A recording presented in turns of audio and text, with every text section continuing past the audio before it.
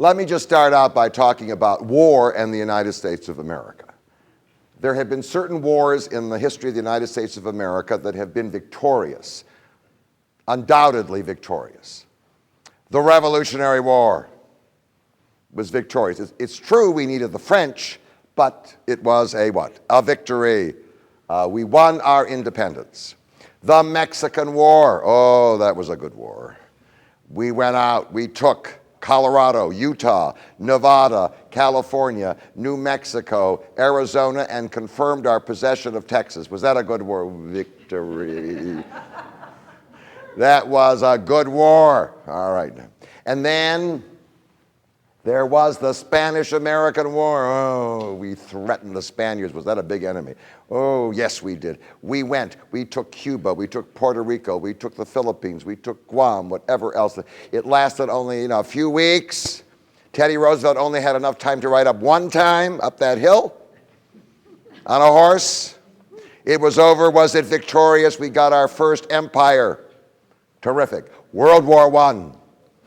Our allies, the British and the French, were indeed losing in Europe. The Germans had defeated the Russians on the Eastern Front. And then we arrived in 1918. We made the difference. And in fact, the German Empire crumbled like a house of cards. Was that a victory? Yes. And then there was World War II. We had a really vile enemy. And we went to war, and there were thousands of casualties. But we were determined to win, and we said very clearly at the very beginning, so terrible is the enemy that we will only accept unconditional, remember this? Unconditional surrender. Did we win? Yes. Did the enemy fall on both sides? Yes. Was there a kind of sense of elation at the end? Yes.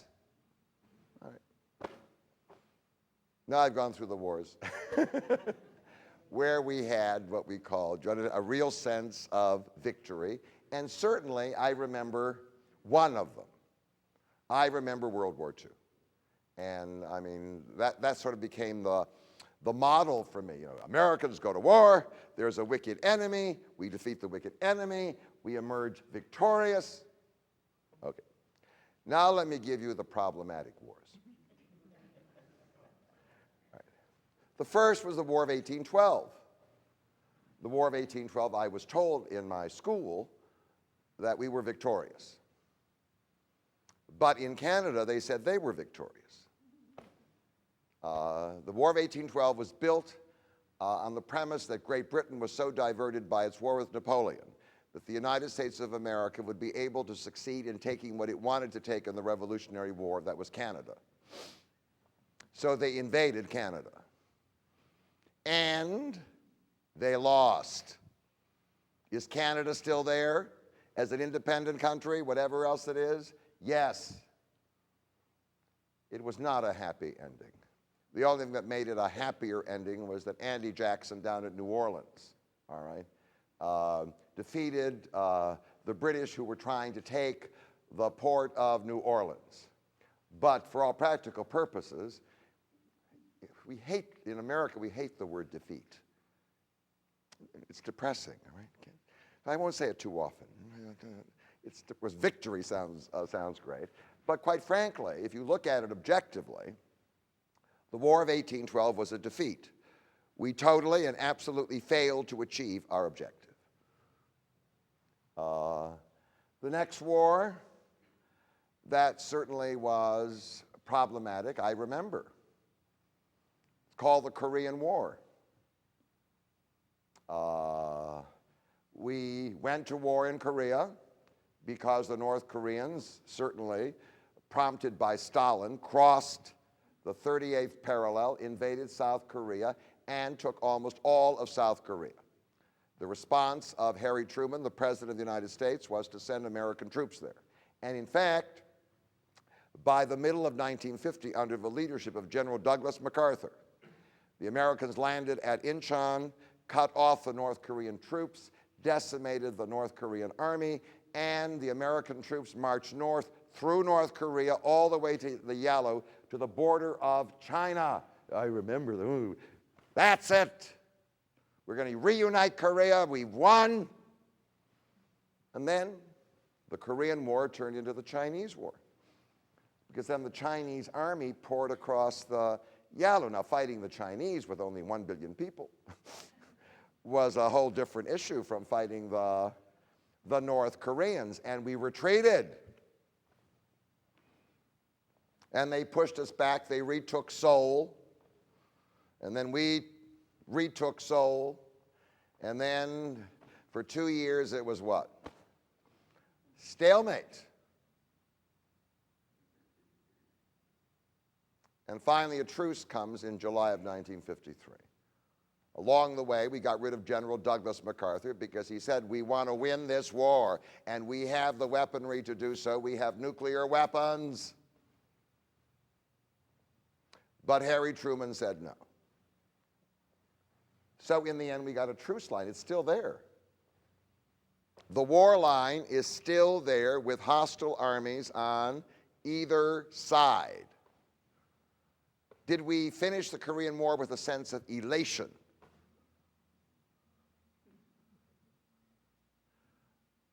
People were exhausted. And they were embarrassed. It was right after World War II. We generally won wars. How do we handle it? And it certainly was problematic. Nobody would use the word defeat. Well, after all, we did keep them out of most of South Korea. Nobody could use the word victory. And in fact, we were stuck. In fact, there are still American troops in South Korea. Do you understand? Because I went to South Korea after the war. I was there. I was part of that garrison, do you understand, that was in South Korea. It's still there. Well, then there was the Vietnam War. Remember that one?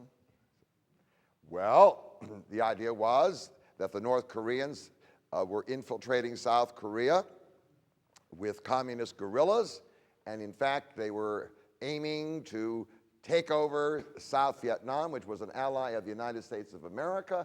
So indeed, Lyndon Baines Johnson, the President of the United States, after what we would call the provocation in the Gulf of Tonkin, decided to send troops to Vietnam, and we sent hundreds of thousands of troops. And we fought, and we fought, and we fought, and we fought.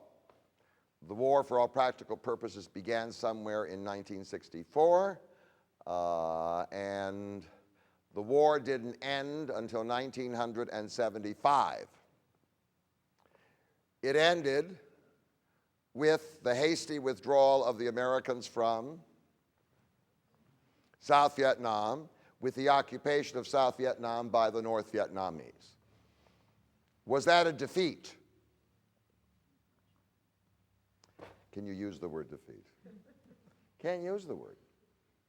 Was it a victory? Now people were treasuring the memory of the end of World War II. I mean, there was a what? There was a clear victory. So now America has to deal with the fact that it's not winning all of the time. And the one thing about Vietnam was we were so defeated that we couldn't even leave a garrison.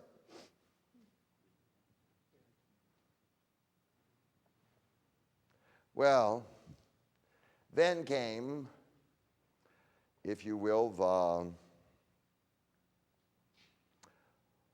the Gulf War. Remember the Gulf War? Oh, yeah, well, that's all right. Well, we went in there. Saddam Hussein invaded Kuwait, and we gave it to him. We drove out the Iraqis from Kuwait. We invaded Iraq. We decimated the army, the Iraqi army. But then we didn't finish the job. We declared a victory, and we felt very, very good. We hadn't declared a victory in such a long time. It was it was such a pleasure. Victory! Except we were frustrated. No sooner did we declare victory than Saddam Hussein destroys the Shiites who rose up in a major rebellion in the hope that we were coming to rescue them. Reestablished his ruthless rule, issued calls of defiance. Yeah, we had him surrounded, the whole thing, whatever. But was that a victory? Well, it wasn't a defeat. Was it a victory? Maybe we need another word that hasn't been invented yet to describe those kinds of military endings. Well, the terrorists came. They brought down the World Trade Center. And we went to war against the Taliban. We invaded Afghanistan. We took care of them. It didn't take very long, right? We pushed them around. We got rid of them. We threw them out. And in fact, Afghanistan, was that a victory?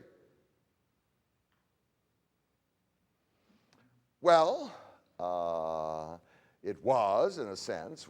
We left a fairly substantial American army in Afghanistan,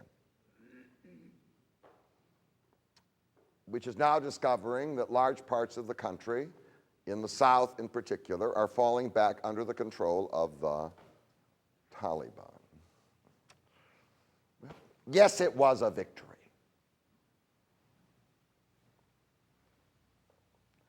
So then in March of 2003, right, it came. It's called the Iraq War. Do you remember? At the beginning, it's over 3 years. Over 3 years ago, we invaded Iraq with a rather sensational beginning. I mean, it was almost a Hollywood beginning with the rockets and the whole thing. Do you remember? The razzle-dazzle of the technology. And it was going to be a short war, and we would take over Iraq, and we would create a free, democratic, and independent Iraq. Do you remember the whole thing? Right. Well, we're still there in large numbers.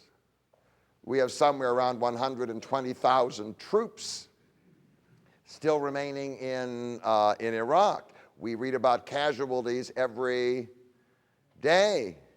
And the bill keeps rising, and nobody can see the light at the end of the tunnel. So was that a victory? Well, was that a defeat? Well, we haven't been driven out. Now, you have to understand that some of the major casualties of these wars, which were not victories, were presidents of the United States of America. Harry Truman, one of the reasons why Harry Truman was defeated in 1952 was that we were still fighting in Korea, do you understand, after 2 years, and nobody could see any resolution, and we wanted some kind of a military leader, maybe Dwight D. Eisenhower, somebody to intervene, do you understand, to rescue us from that war.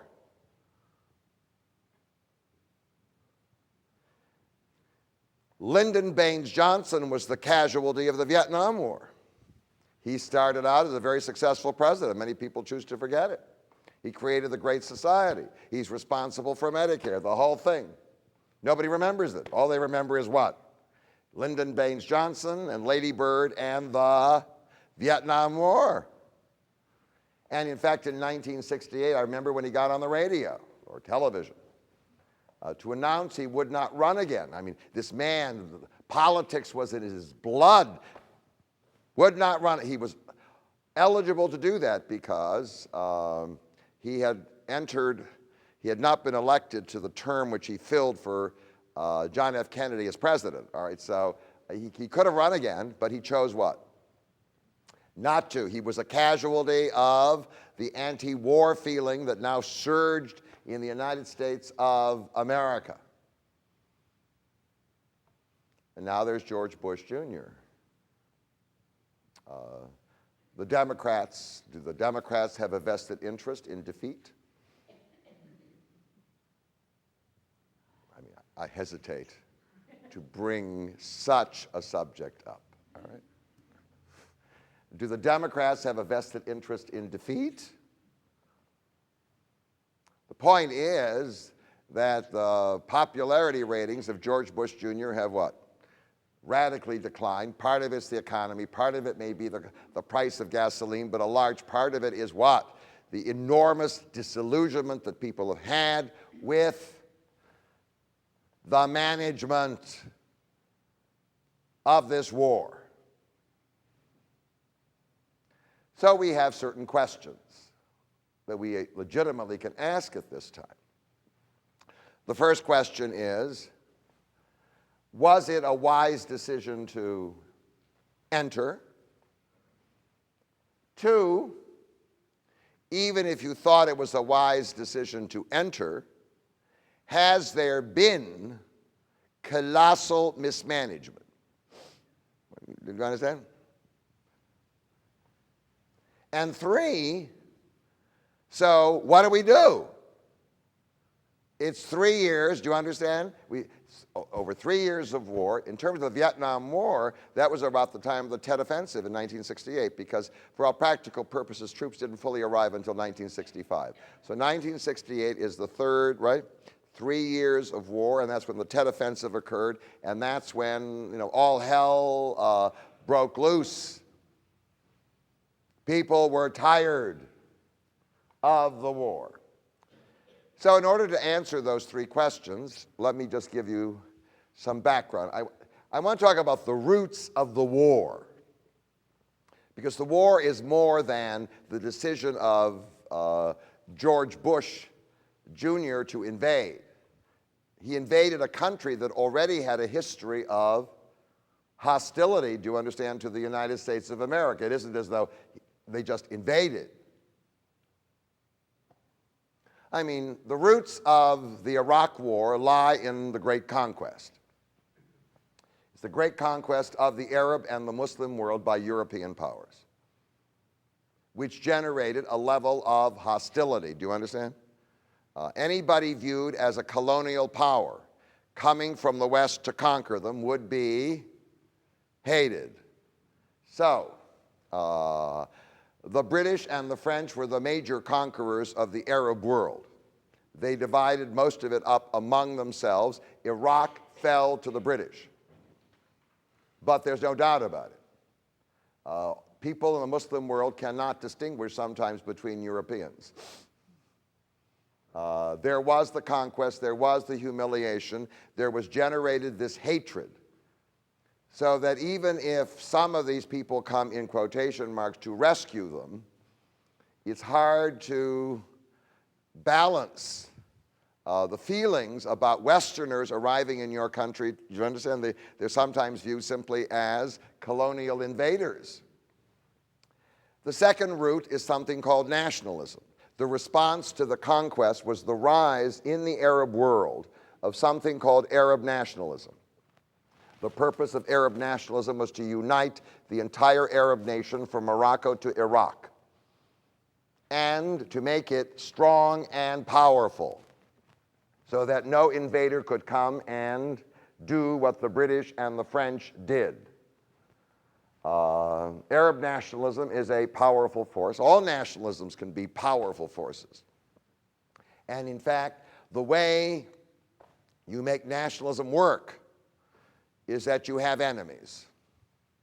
And there was no doubt about it. For Arab nationalism, the enemy was the West. They had come, they had conquered, they had to be driven out. And in order to mobilize people to do that, you have to define the enemy. So the hatred of the West has been part of the propaganda in this area for decades after decades after decades. It wasn't as though they loved us and then what? We came and ruined the affair. The roots of the war lie in this liquid for which we can find no substitute. Black and icky, but essential. I mean, they talk about solar panels, forget it. Right now we're stuck, and there's a shortage of it in the world. One of the reasons why this area has been of great interest to the West is because it contains petroleum. It has oil, and Iraq is part of what I call that Persian Gulf complex. The largest known reservoirs of oil still lie, as far as we know, under or near the Persian Gulf, and that is where Iraq is. And quite frankly, there's no doubt about it, any great Western industrial power needs to guarantee its resource. We don't have enough petroleum extracted here in North America. So we're dependent on that foreign stuff. And certainly, the reason why the British stayed, when they first conquered Iraq and they didn't have petroleum in Parliament, they said in London, why the hell are we there? I mean, do you understand? It's a dump. What are we doing there? And then shortly afterwards, voila, they found petroleum, and they had the what? They had the answer. The roots of the war lie in something called Zionism. No doubt about it. That is, the mobilizing issue for Arab nationalism became what was described as an invasion by Europeans. That invasion was done by Jews who regarded themselves as victims, trying to restore their ancient homeland and turning it into a modern state, whatever it be. Didn't make any difference. The other colonialists had been defeated and driven out. The last ones to arrive were the European Jews. And so they now became the symbol, do you understand, of what Arab nationalism had to resist. There was the enemy, and this was the symbol of the enemy, the symbol of colonialism. And in fact, if you were in Iraq, you heard that day after day after day after day. The chief ally of Israel is the United States of America. So, in fact, America came to be identified with one of the great provocations for Arab nationalism. One of the roots of the war lies in the Great Defeat. The first champion of Arab nationalism who sought to unite the Arab nation was the leader of Egypt, whose name was Gamal Abdel Nasser. In fact, he mobilized a large part of the Arab world. He surrounded Israel, and it looked as though in 1967 Israel would be finished, but instead Israel rallied and, taking preemptive action, in 6 days, whammoed the whole Nasser enterprise.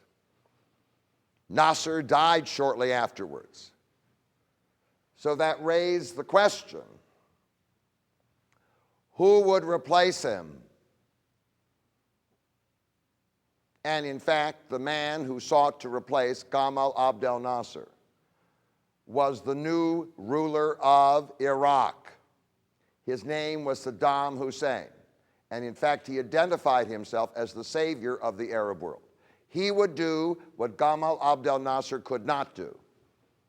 He would defeat Israel, he would unite the Arab nation, and he would defy the West by making the Arab nation strong. So his ambitions were not only Iraq, his ambitions were the same as Gamal Abdel Nasser. So, Saddam Hussein came to power 1 year after Nasser was defeated. In fact, the military government of Iraq was overthrown because of the defeat.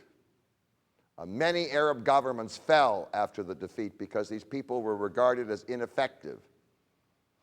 And he came to power in 1968. He did not proclaim himself to be the president until 1978, but he was in charge of Iraq in 1968. And again, if you listen to the propaganda, it was very clear. Saddam Hussein, using Iraq as the center of the struggle, a country that would be transformed industrially, educationally, modernized, would lead the struggle against the colonial powers, certainly as embodied in what we call the Zionist invasion. Then came the defiance. Nationalism is, to some degree, irrational. It can lead to irrational behavior. One of the things it led to was in 1980, Saddam Hussein saw a way to establish his primacy in the Arab world with an easy victory. The Shah had been overthrown in Iran, and the Shah's army was in disarray, and in fact, the man who led Iran, Ayatollah Khamenei, had no effective army. He would invade Iran, seize the oil fields, bring down Ayatollah Khamenei, and then be proclaimed the greatest hero the Arab world had ever seen. Well, that war lasted for 8 years. Somewhere close to 300,000 Iraqis were killed. And he pulled out. And it was for him humiliating. And now occurred the action that many people have a hard time explaining. By the way, during this time, of course, the United States of America sent him aid because he was fighting our enemy in Iran on the principle, the enemy of my enemy is my friend. But he was humiliated. So to recover his prestige and to counter his enemies in the Arab world, one of his enemies was Saudi Arabia, the ally of the United States of America, with oodles of oil. Between Saudi Arabia and Iraq was a territory that had been contested for a long period of time. Iraq had claimed that the British had illegally taken it away from Iraq and made this little principality called Kuwait. So he invades. Now, did he imagine that he could invade Kuwait and take it without any kind of American response? Was it what I would call a kind of irrational defiance, his way of saying, well, I'm not defeated, I'm going to show you? We don't know. That's what they should be investigating at his trial, quite frankly. Not that he would tell the truth. He invades Kuwait, and it proves to be a colossal blunder. Because the United States of America, that's how we first got into this war with Iraq, right? Cannot allow the petroleum around the Persian Gulf, certainly the huge reservoirs in Kuwait and Saudi Arabia, to fall into the hands of the enemy. So we sent our army, and that was called the Gulf War, and certainly wasn't that part of the fight? We were fighting Saddam Hussein. We were fighting the Iraqi army. But we didn't complete the job, and many people said, good. Given our present experience in Iraq, maybe George Bush Sr. was smarter than his son. Maybe he sensed that taking all of Iraq was what? To swallow an impossible problem. So we sort of left him burdened by sanctions, but still screaming against the United States of America and denouncing the United States of America with some of his old bravado. One of the roots of the war lies in what happened on September the 11th, 2001. The towers of the Trade Center in New York came down. And almost immediately, the President of the United States announced the war against terrorism. Whoever shelters terrorists, whoever works with terrorists will be punished. We will go anywhere in the world. We have gone to Afghanistan and we defeated the Taliban. We will go anywhere in the world. Well, now, who is cooperating with terrorists? Well, in the narrow sense, people who have Al-Qaeda in their country. Well, Afghanistan did. But in the broader sense, it could be anybody who is opposed to the leader of the anti-terrorist alliance, that is the what? The United States of America. All right, well. The roots of the Iraqi war lie in a group of people who had been part of the Democratic Party. We call them the neoconservatives. Some of them had even been parts of the Socialist Party and Communist Party. But they had made their way to the Democrats, and they were the people who supported the Vietnam War. And when the Vietnam War was repudiated by the Democratic Party, and George McGovern was made the candidate of the Democratic Party in 1972, they were finished. They left the Democratic Party, and they signed up with the Republican Party. Were they comfortable with what we call old-fashioned Republicans? I'm not sure. But they had an ideology. And they had a strong ideology, and they achieved a great deal of political power in the Republican Party. So much so that when the war against terrorism began, they were the dominant intellectual voice to be heard in the White House. Among them were figures that you may know of. There was William Crystal, who was the editor of the Weekly Standard. There was Elliot Abrams, revived from the Reagan administration. There was Richard Pearl. There was a whole group of them. And in fact, they had a plan. Their plan was that the war against terrorism could be the beginning of what was needed, a way to unite the world around the idea of democracy. Oh, well. The United Nations was a failure. It was a failure because you can see many of its members were people who were leaders of dictatorial regimes. What we needed was an alternative to the United Nations to lead the battle against the wickedness of the new Muslim fundamentalism and to use that as a vehicle to transform the planet into a planet of democracy. So they fired up the President of the United States. Attached to them were certainly two people who were prominent in the Bush administration. The Vice President, his name is Dick Cheney, and the Secretary of Defense, his name is Donald Rumsfeld. Now, did they believe it? Was it simply an excuse for an exercise of power? I do not know. What I do know is that the neoconservative ideology became the dominant intellectual force behind this war. They were there. And now they were beating the drums. One of the forces were the Pentagon. The Pentagon was certainly concerned about the fact that the Gulf War had triggered in Saudi Arabia a strong anti-Americanism. The arrival of thousands and thousands of American troops had triggered in Saudi Arabia this intense anti-Americanism, including the anti-Americanism of Osama bin Laden.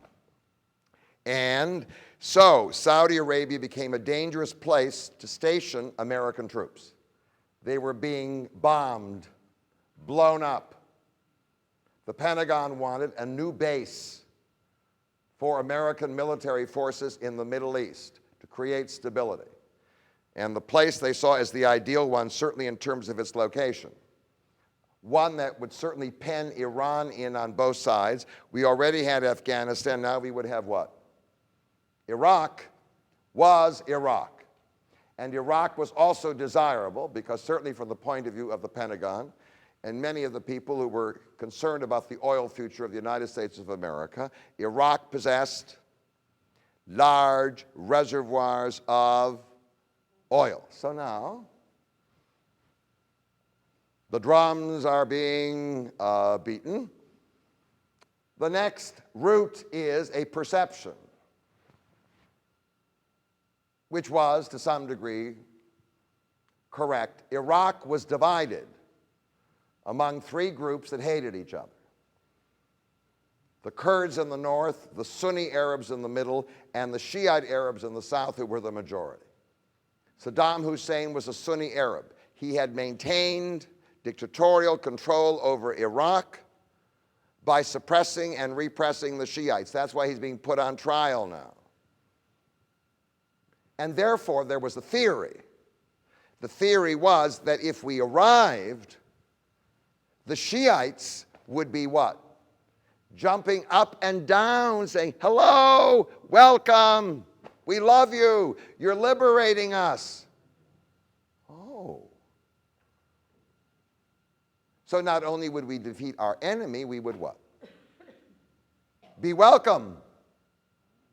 Big signs, put billboards, welcome Americans, the whole thing.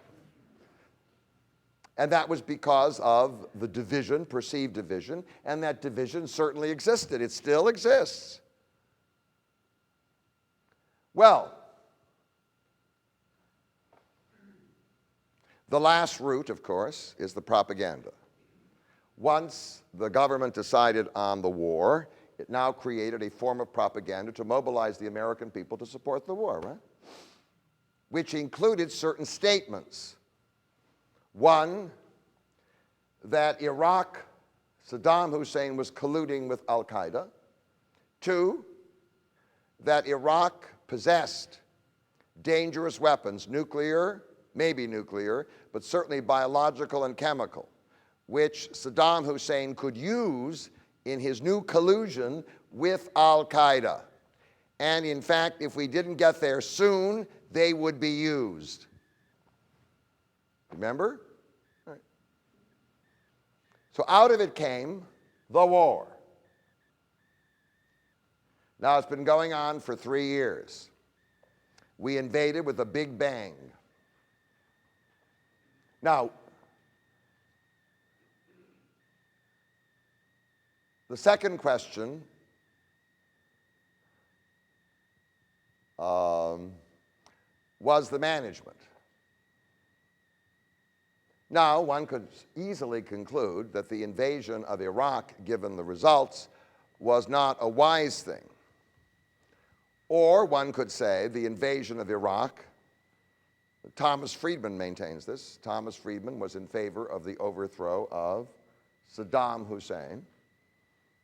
His complaint is that there has been colossal mismanagement. All right? It doesn't make any difference. You can say it was a wise decision, it was a what? An unwise decision.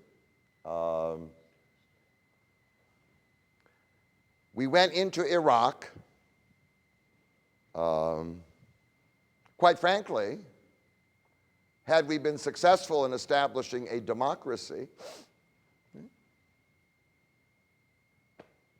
or a liberal democracy, one could call it a what?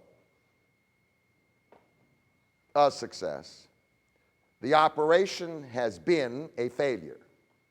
So let me try to go through the reasons why, because we have to deal with the reasons why. You want to speak about faulty intelligence? That is, you can say there was deliberate deception. The propaganda involved information that people knew to be false. which is a very harsh accusation made against the government. Or you can say these people were operating from an intelligence system that didn't know its what from what.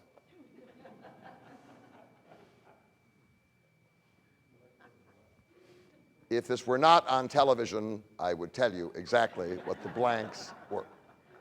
All right? So, we're still trying to repair the intelligence system.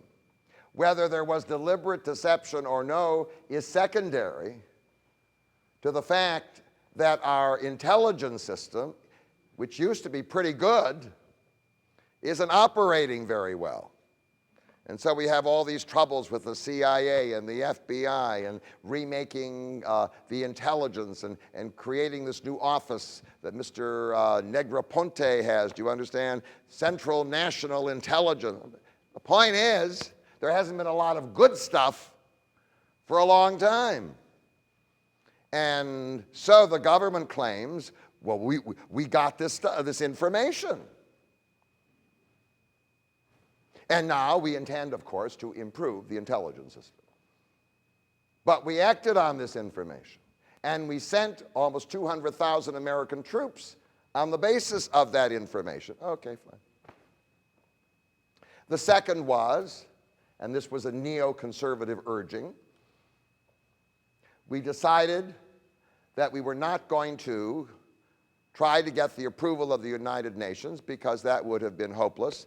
The project would have been vetoed by one of the great powers. We would act unilaterally because we were creating an alternative to the United Nations, a democratic alliance that would replace it. So, in the process, we acted on our own and we found a few allies. But the price of it was we wrecked the political system of Europe. The Iraq War forced the European powers who were together in the European Union to choose between the United States or the other side, participating or not participating. France and Germany, Denmark, or France and Germany, Sweden and Norway, whatever, no. Belgium, no. But we got some people to say yes. We got the Spanish initially to say yes, the Portuguese to say yes, the Italians to say yes, the Poles to say yes, the Lithuanians to say yes. All right. But the price of it was we created disorder in Europe which has not yet been resolved. And we picked up a few allies, but we also earned the disapproval of dozens and dozens of nations all over the world. And of course our answer was, well, you don't care about democracy and we're going to be successful. Now, the record of keeping our allies has not been good. The Spanish withdrew, the Portuguese withdrew, the Italians are withdrawing. The South Koreans who joined us are pulling out. Actually, we're being left alone. And when Tony Blair finally decides that he can't hang on to his job as the Prime Minister of Great Britain, and one of the reasons he's in terrible trouble is because of his support of Bush in the Iraq War, then certainly Brown, who will succeed him, will pull out the British troops. We're by ourselves. If you call that kind of alliance building successful, then you're in that same thing. Is it a victory or a defeat? We failed because we were very naive. And we imagined the people would welcome us. Now, we did find a few people who did. But on the whole, the hatred of the United States of America was so intense after all those years of propaganda that people were ambivalent. They were, in many cases, if they were Shiites, glad to be rid of Saddam Hussein, but they weren't so happy that what? The American army had, that was it, we were hoping. Enthusiastic crowds, they would come out into the squares, they would sing the Star-Spangled Banner even in Arabic. What difference does it make? I mean, the point, they would welcome us. It was naive. One of the reasons we failed was we were so confident of the welcome that we would be able to leave so soon that these liberated people would just get together and organize a new government, do you understand? That we arrived with no plan for what to do after we won. That has been confirmed by writer after writer after writer. No plan. Can you imagine? The plan was for how we take the place. Once having taken the place, there will be no problem because the people will be so enthusiastic, so grateful of whatever it is. Now, we'll just put together something and we will leave to the cheers of the people who are there. No plan. No plan means we had no plan for dealing with all the thugs that Saddam Hussein had released from his jails, who were now going around looting and looting and looting and looting. No plan. No plan meant we had no plan for restoring the basic services of the country, which had been interrupted by the invasion. Something as unimportant as electricity. You understand? Water, whatever it be. We had absolutely no plan. So, by the way, that is an act of colossal mismanagement. Even if you were in favor, do you understand, of overthrowing Saddam Hussein, no plan. They can't find the plan. Not even Rumsfeld and Cheney, for all their vaunted efficiency, had a plan.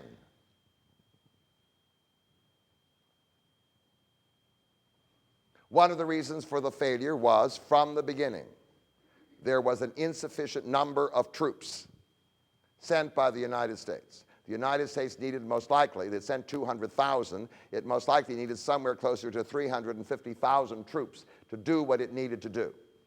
It needed to establish law and order, to put down the thugs.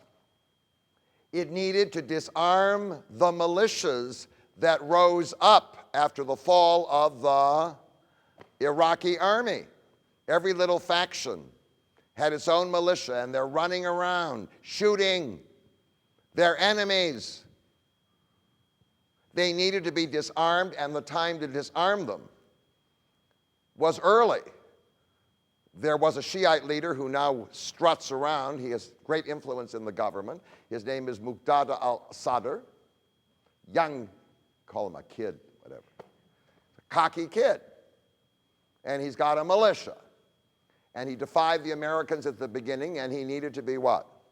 Disarmed, but the Americans did not have enough troops to disarm him or any of the other militias. So how are you going to get law and order? And once you don't establish law and order, your credibility what? Goes, and the credibility of the Americans went very early in the struggle because there was an insufficient number of troops. The military, many people in the Pentagon told him that. But the man that George Bush Jr. listened to is the Secretary of Defense, who obviously is indispensable. His name is Donald Rumsfeld. And even when some of the military, who retired, you can't call them brave men because they didn't speak out until they what? Retired. Many of them are saying, we didn't have enough troops. We told him that. Rumsfeld had an image of what he was going to do. He was going to go into the Pentagon, and he was going to create a new American army that was built around the new military technology using fewer and fewer troops. And in fact, he was going to demonstrate the success of that by what would happen in Iraq, and initially with all the pyrotechnics. Do you remember that at the very beginning? People, yeah, Rumsfeld's right.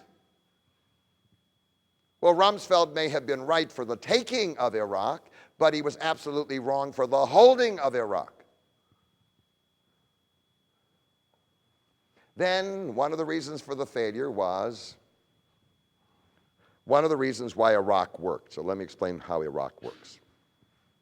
Iraq is a nation composed of three nationalities.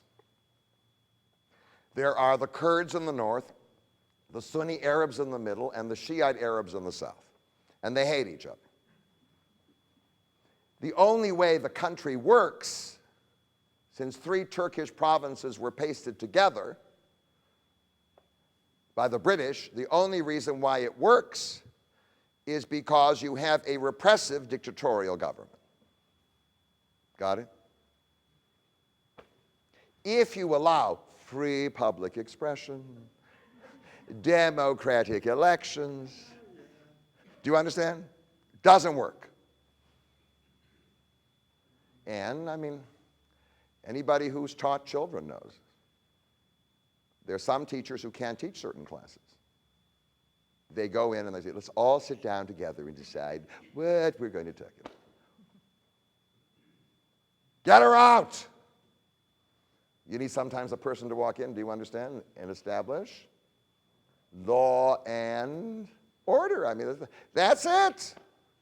Now, the instrument that Saddam Hussein had for establishing law and order was a political party which recruited mainly from his own nation, the Sunni Arabs, which were a minority. The name of this party is called the Renaissance Party in English, in Arabic, the Ba'ath Party. And the Ba'ath Party was an exclusive party. There was no other political party allowed. It was like communists or fascists or whatever. The Ba'ath Party. And the Ba'ath Party filled the ranks of the officers of the army. The Ba'ath Party filled the ranks of the bureaucrats in the government. And they worked as a team. And they intimidated and they terrorized and they maintained law and order. Now, if you were wise, what you would do is the following. You would say, you want to get rid of Saddam Hussein. Good. Well, if we get rid of the Ba'ath Party as well, we will have chaos. Now, there are many people in the Ba'ath Party who don't like Saddam Hussein, and there are many people in the Ba'ath Party who would be perfectly willing to work for the Americans. Don't destroy the only instrument of law and order in the country. Now, the Shiites who hated Saddam Hussein and who hated the Ba'ath Party, which they saw as the instrument of Sunni oppression, said, get rid of it. And the advisor to George Bush Jr. and the administration was an interesting, suave man who was basically convicted in Jordan of embezzling bank funds from a bank of which he was the head. He's charming, by the way. His name is Edward Shalabi. Maybe you've seen Shalabi. Oh, is he a cool character? Oh, he's really nice. And you'd love him for dinner. Best manners, interesting conversation, drops French, English, whatever. It doesn't make any difference. He's just perfect. And he may be available for speaking to the Center for New Thinking in a short while, but I don't know. Shalabi, who's a Shiite, basically secular Shiite, said, don't worry. You've got to get rid of the Ba'ath. The Ba'ath is the voice of Saddam Hussein. And in fact, don't worry, we'll create a government very, very quickly and put things together, and it will be a democratic government and the whole thing, and that's it. So, when they got to Iraq, they arrested whatever member of the Ba'ath Party they could find. They interrogated him and they told him that he would never get a government job, and whatever pension was promised him from the army or the government, no pension. So now all these people who were former officers in Saddam's army have been rejected by the Americans. So they go and organize something. It's still there. It's called the insurgency. Do they know how to run an insurgency? Yes. They know every place to blow up. Because they built them. They know every place to blow up. They know how to organize things. They know everything about weapons, whatever it be. Do the Shiites know anything about the military? No, they were disarmed by Saddam Hussein for years. So by getting rid of the party totally, by not trying to employ part of it as a system for imposing law and order, chaos broke out and the insurgency arose. One of the reasons why it failed was the way the Americans behaved initially. I mean, you can't blame American soldiers. They didn't speak Arabic. So, like socializing with the people. In the end, once the chaos broke out, the Americans created this great central compound. And in fact, the entrance to it was called the Assassin's Gate because all kinds of assassins would come up to the gate to what? To blow it, to blow it up. And inside was Mr. Bremer, whatever it was, Paul Bremer, who was the Emperor of Iraq, appointed by George Bush Jr. to be in charge. And in fact, getting in to see him was hard. Most of his advisors had very little contact with the outside world. In fact, the Americans behaved at the beginning like an occupation army. And since there were no visible benefits from their presence, people came to hate them. After all, there was all this, it didn't take very much to inflame them. There was all this hatred over the years for the colonial powers from the West who came to occupy you. One of the reasons for the failure was there was no plan, no instruction. How are we going to deal with prisoners? So basically, there were disagreements. One group thought that torture would be good because, after all, chaos had broken out. And you have to what? Intimidate people. So out of it came the great scandals, Abu Ghraib, right? And in fact, whatever credibility, moral credibility, the United States of America had in Iraq or the Muslim world now goes down the drain. I mean, you can say, well, no, it was just a few people over there. They don't represent us. That isn't how, doesn't make any difference. That's how it was perceived. And in fact, you know, Ahmadinejad, most likely, who has committed his own list of atrocities during his political career, the president of Iran, now writes a letter to George Bush Jr. lecturing him, right? You've lost all moral authority because the whole thing. The letter wasn't written to George. He doesn't expect George to read it. It's written to his own people, do you understand? To demonstrate his own credibility and to point out that the West is morally bankrupt. I heard about this company dumping toxins in local rivers, and I called their executives to say stop. But they were too busy counting profits while the rivers are being destroyed, birds and fish are dying, and the local kids are getting cancer. So I organized a huge protest, and we actually got the company shut down. But now half the town's unemployed, and the kids are twice as sick since they can't get health care, since their parents lost the insurance they had when they worked for the company who dumped all the toxins in the first place.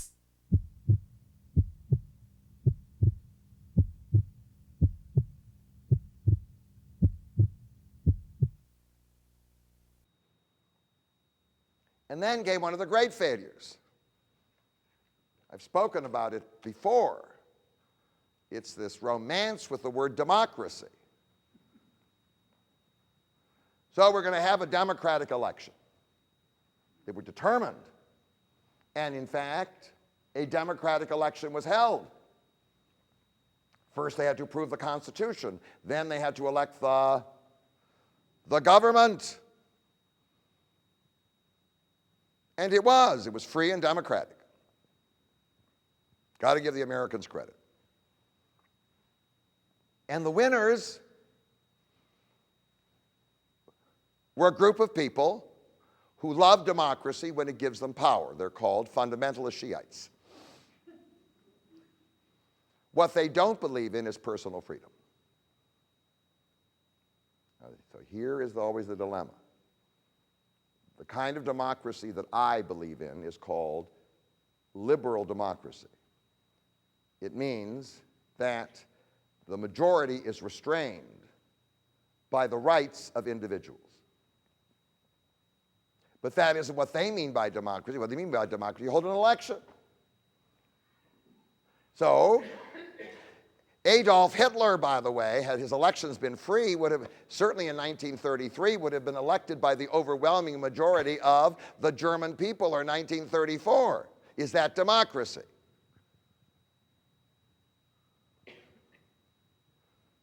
So now, in the parliament of Iraq, there are two factions of Shiites, both fundamentalist, who want power. They're presently cooperating. They have almost a majority of all the votes in the legislature. And what they want, as a result of a democratic vote, is the right to govern this country according to Shiite interests, to Islamicize the people who had been secularized to some degree by Saddam Hussein. Do you understand? That's what they want to do. Has it been democratically arranged for? The answer is yes. Nobody looked through the cliche. Democracy is a cliche. It's a word. What kind of democracy?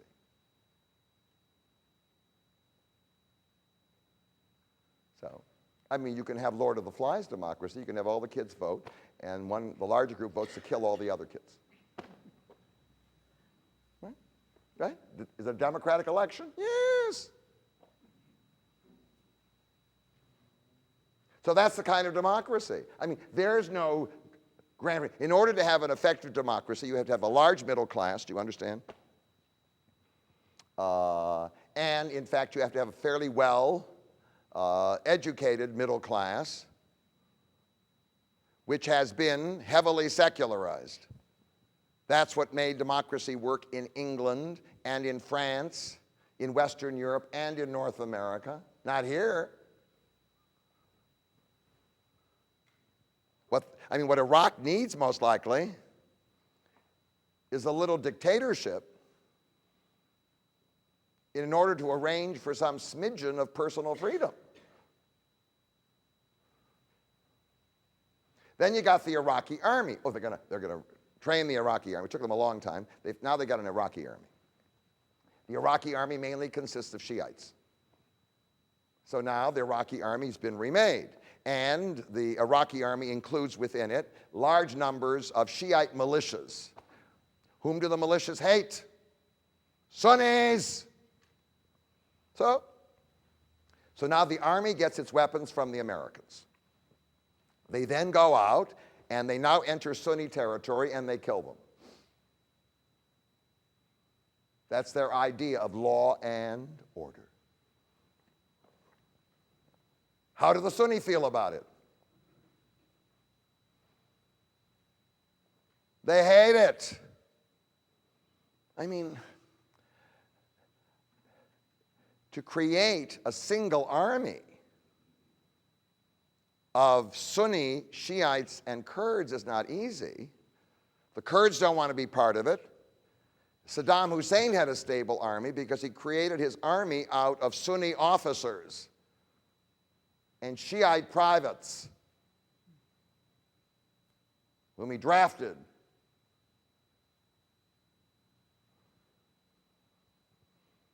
One of the major failures, people can add, is the inability of the United States of America. It took them a long time to restore public services because of all the what? The chaos. The economy has massively declined in Iraq. The one thing you would expect they might do, that's what they said they would do. They would restore the flow of oil and use the profits from it to pay for the occupation so that we don't go bankrupt. Pretty good idea, right? Restore the flow of oil, sell the oil, take the profits from the oil, and pay for the occupation and the rebuilding. Have you heard about the oil flowing? I mean, they say, well, you know, they're blowing up the pipes. Yes. We have insufficient troops. We can't even guard the infrastructure. So the oil isn't flowing, therefore the money has to come from the taxpayers of the United States of America. And it isn't coming from the taxpayers of the United States of America, it's coming from the Chinese who buy our treasury bonds.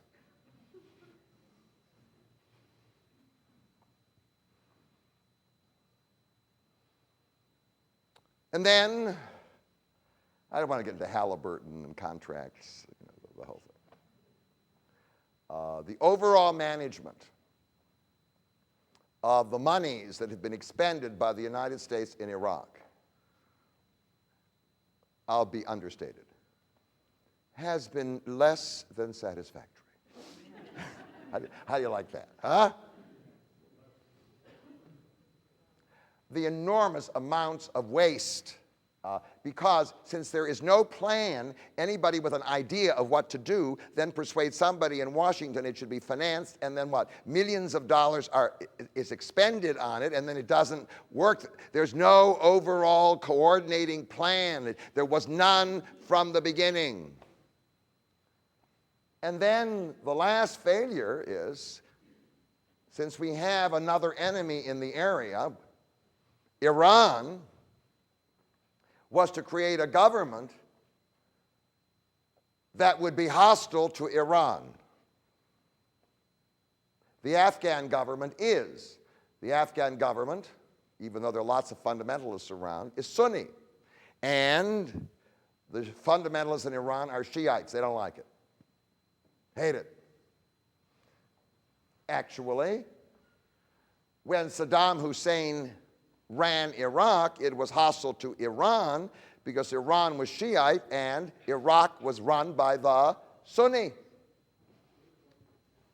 Now, because of democracy, we have turned over the government, the new Prime Minister al-Maliki. First they had al-Jafari, then they got al-Maliki because they can't even agree on who. It takes them months to figure out who the Prime Minister will be. All right. Well, all of them spent time in Iran during the days of Saddam Hussein. They're Shiites. Well, you say Arab Shiites don't like Persian Shiites. But I want to tell you, Arab Shiites like Persian Shiites more than they like Arab Sunni.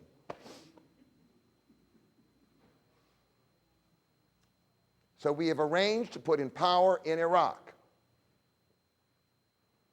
a government which is ideologically united with the government of Iran, although they would certainly not say so. Oh, how convenient, how clever. Do you see the extent of the mismanagement, all right? I just want to give you a sense of the extent of the mismanagement. So that raises a question. So what do we do? Got it? No, we're there. We're sort of stuck. We're there. What do we do? Anyway, sometimes, you know, people say, all right, somebody said to me the other day, she said, you know, I just wish I was in LA. There's so much trouble here in Detroit. I said, what do you mean? You are in, do you understand? You are in the Detroit area. That's where your house is, which you can't sell. So now you have to figure out, do you understand? You can't say, well, I wish I was somewhere else. You're stuck. You're here. So now what do you do? We're there. Do you understand? Maybe we shouldn't have gone in. Or maybe we should have gone in and managed the whole thing entirely differently. Doesn't make any difference. We are there with the mess. The only good news, and I'm going to give it to you before the break, is we don't have the power presently, given the present system we have established, to create law and order. But they don't have the power to drive us out. Got it? If that's good. No. We don't have the power. Do you understand? But they don't have enough power to drive us out. And we don't have enough power to establish or maintain law and order. It's in that kind of in-between place. So please take 5 minutes and come back to hear my answer to what can we do?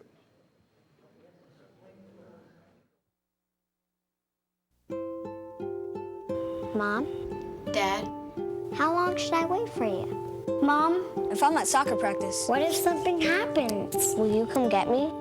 There's no reason not to have a plan in case of a terrorist attack. Mom, if you're not home, should we go to the neighbor's house? And some extremely good reasons why you should. Can you tell me? Talk to your family about what you would do in case of an emergency. For more information, go to www.ready.gov. Let me describe to you what the situation is presently in Iraq. There is a low-grade civil war going on between Sunnis and Shiites. It just does not stop. And people are being killed on both sides. That is, the granting of power to the Shiites has allowed them in some ways to wreak their vengeance, and also has allowed the Sunni to respond, and then the Shiites to counter-respond, and whatever. And the Sunni insurgency, which has been directed primarily toward Shiite targets, has also aggravated the situation. So people keep saying in Washington there's no civil war.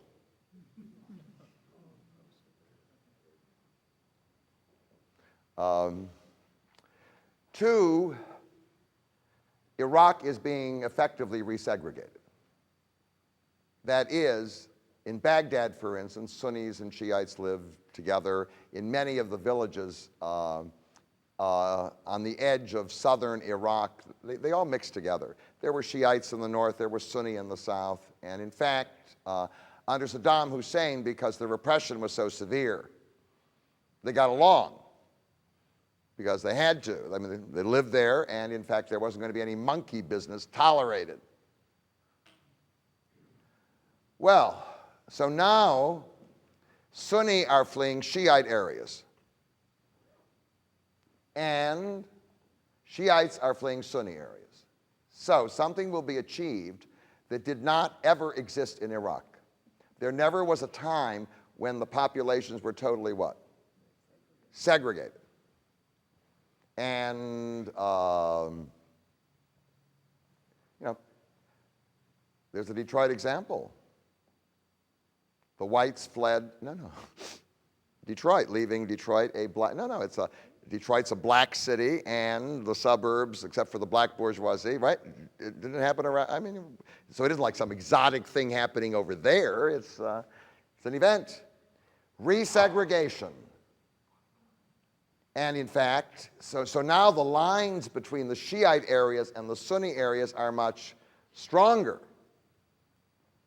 And the Kurds in the north, they're fighting the Shiites for the control of a city which is very important to oil. The great oil is to be found in Iraq in two places, in the north and in the south. In the south, it's completely in the Shiite area. In the north, it lies on the line between the Kurdish area and the Sunni area. And there's a town called Kirkuk, which used to be Kurdish, but which Saddam Hussein decided to turn into a Sunni Arab town, driving out the Kurds. Now the Kurds want it back. So they're driving out the Sunni Arabs. So it's called resegregation, got it? The third is that there are militia attached to the Iraqi army, Shiite militia. And they go into the Sunni areas because they are the Iraqi army. They're not the Shiite army, they're now the Iraqi army. Before, the Iraqi army was Sunni. Now the Iraqi army is Shiite. So they go into the Sunni areas and they kill, and their justification is very clear. You've been killing us now for hundreds of years, and you're still killing us, so we're going to give it to you. I do want to tell you, cycles of vengeance are almost impossible to break. I mean, the only way to break them is you have to arrest the people involved in them. So there are two insurgencies, actually. One Sunni insurgency. One is led by, or was led by, the people in the Ba'ath Party who were denied any kind of employment, totally rejected, who could have been used but were not. And the other is the extremist group under al-Zarqawi, who is the agent of al-Qaeda and Osama bin Laden. They don't agree. The Ba'ath insurgents, by the way, are not fundamentalist, or many of them are not. But the al-Qaeda ones indeed are, and al-Qaeda got into the act. Why not? It's a perfect place for it not to enter, to cause trouble. The Shiites are divided. They're divided into two groups. The most important group and the largest group recognizes a Shiite fundamentalist leader by the name of al-Sistani. And then there is this other group under what I call the cocky little boy, all right, Muqtada al-Sadr, whose father had been a prominent Shiite leader, and who from the very beginning expressed hostility to the Americans being in Iraq. He said, you came, you overthrew Saddam Hussein, fine, go. So his is a little more radical, but his militia, most likely, are more responsible for killing Sunnis than the other, but there are militias going around. So, I mean, life in Iraq is, I mean, impossible. There is no safety. There is no guarantee that when you walk out of the house and just go to the store, that somebody won't kidnap you. Every day they find all these bodies. The insurgents capture people who are in the army, and they cut off their heads and they toss the bodies all around. And then the militia retaliate by going in and murdering. They go into Sunni houses and they just take all the men out and they just what? Kill them. Iraq has, by virtue of democracy, been re-Islamicized. Under Saddam Hussein, they drank liquor, the women were liberated, the whole thing. Now, it doesn't look like Iran, but I do want to tell you, in Shiite territory, it's getting to look like Iran, because it is the democratic will. The overwhelming majority of the people want women to cover themselves. And the notion that individuals have rights, even if the majority says, dress this way, you have the right to say, no, I will not dress. That idea is totally what? Doesn't exist. Sure, there should be conformity, and the democratic majority should insist on conformity. The army of Iraq is a partisan army. It's basically under the control of the Shiites, and now it can call itself the Iraqi army, and it can go anywhere in the country. There are hundreds of thousands of refugees. There's a huge brain drain. Would you, if you could leave, stay? No. If you go to Amman in Jordan, half the city is Iraqi. They're all refugees. The doctors, the lawyers, whatever, anybody who has enough sense to get out, has a car or whatever it is, they're going. Jordan has closed the border. So now they desperately are going into Syria because from Iraq, you can go, Jordan would be the best option. And then the second is Syria, but Syria is economically in far worse condition than Jordan and far more repressive. But they're going. Sunni, Shiites, whatever, they can't stand it. They'd come here if they could get in. The mayhem does not stop. The mayhem, by the way, is tolerable. When I say tolerable, what do I mean? There are 28 million people in Iraq. So if you kill only 100 a day, you have a long while before you, no, just figure it out. It isn't like you're destroying the whole population, right? It's sustainable. And then babies are born in between, so that sort of makes up, but whatever. Got it? The point is, the mayhem doesn't create total chaos. It just creates an environment in which there is absolute and total hopelessness. Do you understand? Because you're living in fear all the time, so you can't plan for anything. You can't do anything. The economy actually is in the doldrums. It is far worse than it was under Saddam Hussein. There is now, because the Americans did not succeed in producing a regime that was a feasible substitute to Saddam Hussein, they are now viewed as the occupation. We think of ourselves as the liberators. Didn't we go in and liberate these people? Haven't we lost close to 3,000 men? Yeah, haven't we done that? Well, that isn't how we're viewed. You can holler at people and tell them to think of you in one way, but if they choose to think of you in another way, they will think of you in the other way. There is no credible leader who can stand up and say, you know what, we got to come together. And there is no consensus as to what to do. So they have been working for months. I mean, the election was held at the end of last year. They are still working on trying to create a government. By the time they create a government, it may be time for the next election. They finally agreed on the prime minister.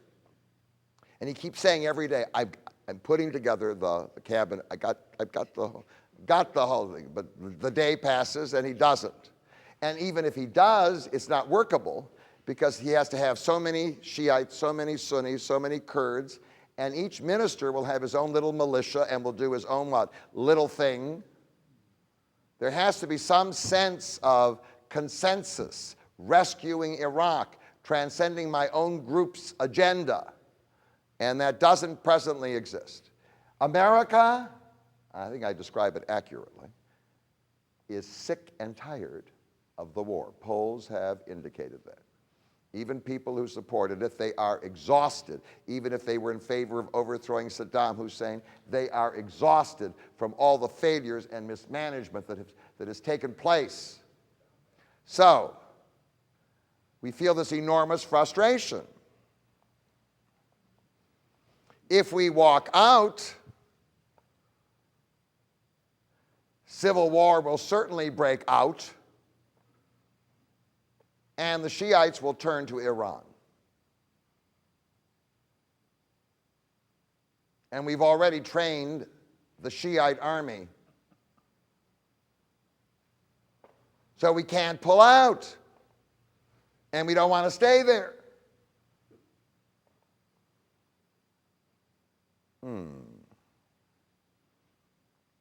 So how do we respond? Right. There are two possible things, and I'm going to describe two things that might happen. One is to maintain the status quo. The status quo is that we say, okay, the Shiites won the election, let them organize things, and let's keep Iraq together. And so the mayhem continues, but it's not enough to drive the Americans out. We shrink the number of American troops in Iraq, and we simply watch the whole thing sort of what? Fall apart. And the way we handle it is we say, well, tomorrow will be better. And I do want to tell you, when people don't have clear solutions, they simply consent to the status quo, and the status quo isn't very satisfactory, but you live with it. Hopefully they won't get me. The second is the rearrangement. It's the Sherwin Wine proposal. You have to understand how much weight this carries with people. And do you understand? I know how much weight it carries. So I'm sharing it with you because, maybe you'll talk to somebody who has some influence.